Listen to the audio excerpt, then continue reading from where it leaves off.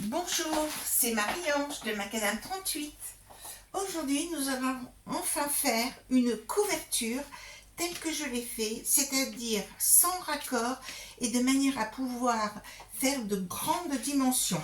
Typiquement, pour faire la couverture de ce cartable, vous voyez qu'il faut pouvoir faire tout ceci et vous pouvez constater qu'il n'y a aucune démarcation.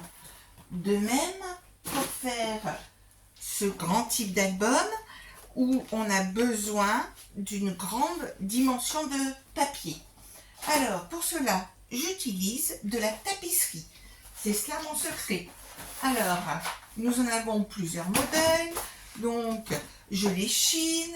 Je trouve rarement des échantillons, mais vous pouvez commencer par cela. Et donc, vous voyez, on a de quoi faire des albums de très grande dimension.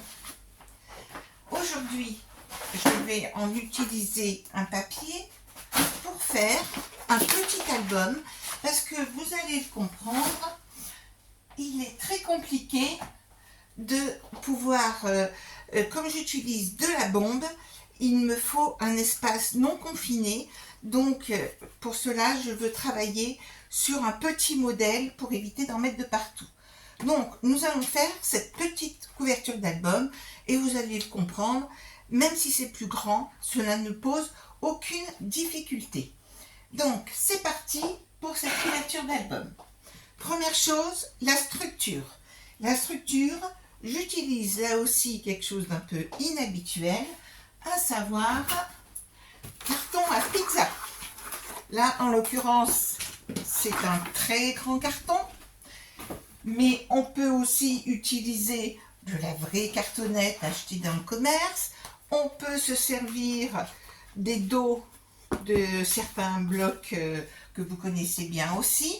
Mais moi, j'ai utilisé des cartons à pizza que vous pouvez trouver quand même très facilement. Il suffit de les nettoyer pour certains. Moi, je les achète neufs, mais c'est une autre histoire. Donc là, je vais découper dans mon carton à pizza deux morceaux qui font 17 par 17. Ça, j'en découpe deux. Plus la tranche qui fait 6 par 17. J'obtiens ceci. Alors, voici 17 par 17 et la tranche de 6. Petit détail, il se trouve que j'ai aussi un bon massicot avec un disque, une roulette, et qui permet de découper directement sans utiliser de cutter. Et ça, ma foi, c'est quand même très pratique de pouvoir découper facilement ces cartonnettes. Une fois que j'ai découpé ça, je vais prélever aussi sur un des rouleaux de tapisserie que j'ai beaucoup aimé, et c'est ça qui m'a donné envie de faire cet album. Et là, c'est un énorme rouleau, j'en ai pour jusqu'à la fin de mes jours, qui a une bonne structure, qui permet de ne pas voir les défauts quand il y en a. Et donc, j'ai découpé un morceau comme ceci, et qui va mesurer ce morceau 21 par 45. Une fois que vous êtes menu de cela, nous allons pouvoir commencer. Alors, j'éloigne mon matériel, puisque là, nous allons utiliser une bombe de colle. Et donc, je vais me positionner très proche de la bombe. D'habitude, je m'éloigne un peu, mais je veux éviter d'en mettre de partout. Donc, je secoue un peu. Avant, puisque c'est une première fois pour vous, on va prendre un repère. On va se mettre à 2 cm du bord. On va tracer une ligne. Comme ça, vous serez sûr de ne pas faire de bêtises. À savoir, c'est une règle qui a des graduations en plus comme ceci. Donc, je peux facilement repérer les 2 cm. Sinon, vous mesurez 2 cm, 2 cm, et puis vous repérez seulement sur deux côtés, vous repérez des lignes pour pouvoir positionner votre structure ensuite sur le papier. Nous allons donc maintenant vaporiser en essayant de ne pas en mettre trop sur tout le pourtour de 2 cm. Alors, c'est parti. Je vaporise par des petits va-et-vient comme ceci. Voilà. Je mets une petite couche dans l'autre sens. Alors, vous ne le voyez pas là, mais on voit bien qu'il y a bien un film de partout. Je le pose de côté. Il faut que ça sèche au moins 5-10 minutes. Et même au bout d'un quart d'heure, ça tient toujours. Donc là, je vais faire sur la partie... Alors, faites attention, si vous êtes sur le côté écriture du carton à pizza, vaporisez toujours du côté blanc, parce que suivant la tapisserie, la moindre marque peut se voir en transparence. Donc, faites bien attention à cela, parce que ça peut se voir tout de même. Alors là, vous voyez que là, en revanche, je vais bien jusqu'au bord de mon carton. Et donc là, j'en ai bien vaporisé de partout. Et donc, je vais pouvoir laisser sécher aussi ceci jusqu'à ne plus voir la colle. Ensuite, eh bien, j'ai fini de vaporiser. Donc, j'enlève ma protection et qui permet de protéger un tant soit peu. Je tâte, on sent bien que je n'en ai pas mis de partout. J'ai été raisonnable. Il nous faut maintenant découper pendant que ça sèche, découper pour recouvrir l'intérieur. Pour recouvrir l'intérieur, il va nous falloir un morceau qui fait 16 par 29,7. Donc, vous aurez compris, on prélève dans une feuille A4. Et un autre morceau qui va faire 7 par, non pas 7, 10,5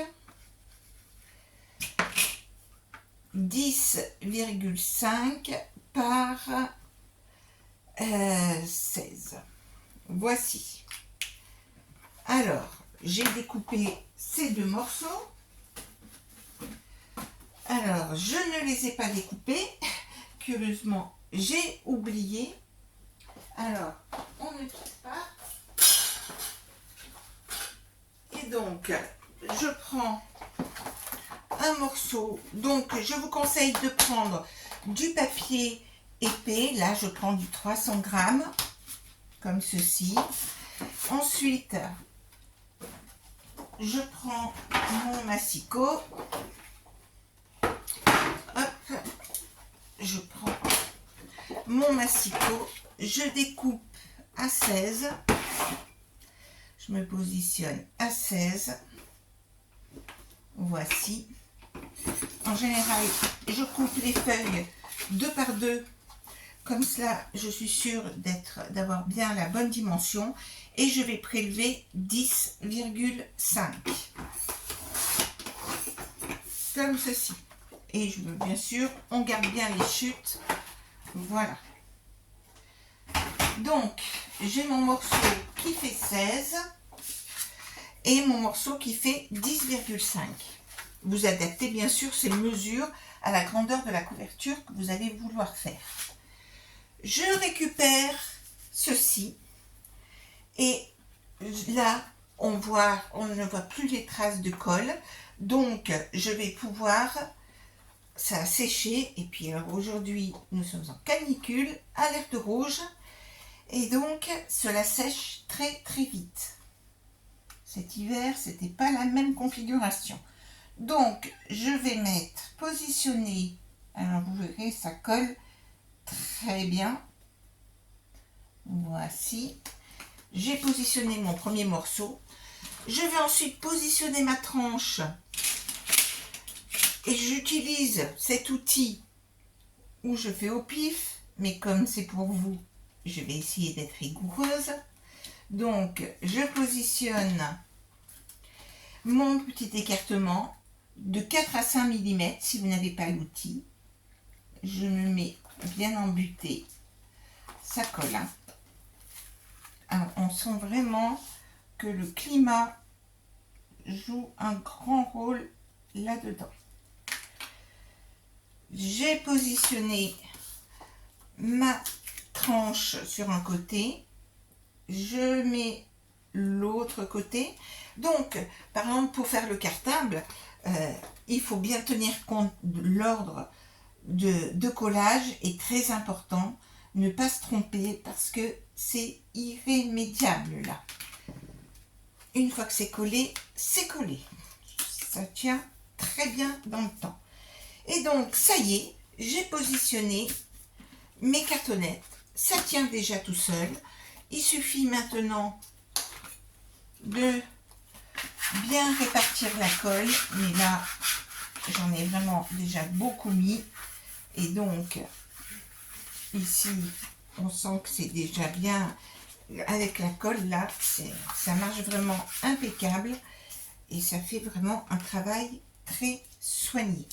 Ensuite, il va nous falloir couper les angles, comme dans toute bonne couverture qui se respecte. Donc, il y a cet outil magique que vous pouvez aussi fabriquer, hein, l'équerre d'angle. Vous pouvez en faire une en carton. J'en ai plusieurs, hein, on s'en sert tellement souvent. Vous pouvez aussi le faire simplement à la règle en mesurant. Et là, je me rends compte que mon cutter a disparu. Ne bougez pas, je vais vite le chercher. Le voici. Pardon. Et donc, je positionne bien l'angle et je coupe. Je me positionne, attention, ça colle un peu. Je me positionne bien comme il faut. Je coupe. Donc, il s'agit de laisser 2 mm à peu près entre le carton et le papier.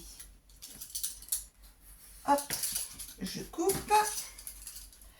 Et de l'autre côté, le dernier, je coupe. Si vous regardez, il reste environ 2 petits millimètres ici. Ensuite, on va utiliser le double face action qui suffit pour ce travail puisque cela sera de nouveau recouvert par du papier, si bien que cela tient et qu'il n'y a pas de souci parce que ensuite nous mettrons de la colle. Inutile de prendre un scotch très efficace. Là, celui-ci va très bien pour cet usage. Alors, je mets simplement une bande de scotch 12 mm. Hein. Ensuite, je mets bien mes 4 coins. Alors, vous avez vu, hein, pour couper le scotch double face, surtout celui-ci, cela va tout seul. Grâce à la technique du petit coup de poignet là qui va bien. Je vais bien le coller. Donc, j'utilise un plioir pour bien appliquer mon scotch. Voici. Puis, je commence toujours, et je trouve que c'est ça qui fait le plus joli. Donc, j'enlève mon scotch, ma partie double face. Voici. Et je vais commencer par abattre les côtés.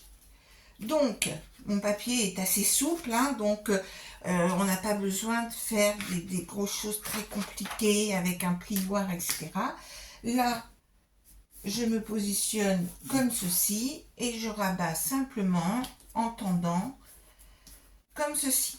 Là où il faut faire attention, c'est que vous voyez là, pour que l'angle soit joli, je vais faire faire un petit pliage juste à l'angle, comme ceci. Je vais vous montrer de plus près, peut-être. Ici, si vous regardez, on a un petit rebord qu'il vaut mieux pré-plier pour que le pliage soit plus joli. Ensuite, je rabats ici, ici, je commence par le milieu et je viens me mettre et vérifier mon angle. Et donc, si vous regardez ici, cela nous fait des beaux angles. Et ça y est, notre couverture est terminée. Alors, bien sûr, il nous faut recouvrir l'intérieur. Alors, si vous comptez mettre un ruban, c'est maintenant qu'il faut les positionner, que vous mettez ici, de chaque côté, avant, bien sûr, de coller l'intérieur.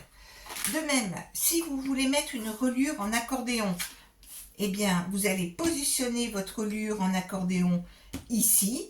Vous allez la coller sur la tranche et ensuite, vous compléterez votre ouvrage avec 2 autres petits morceaux.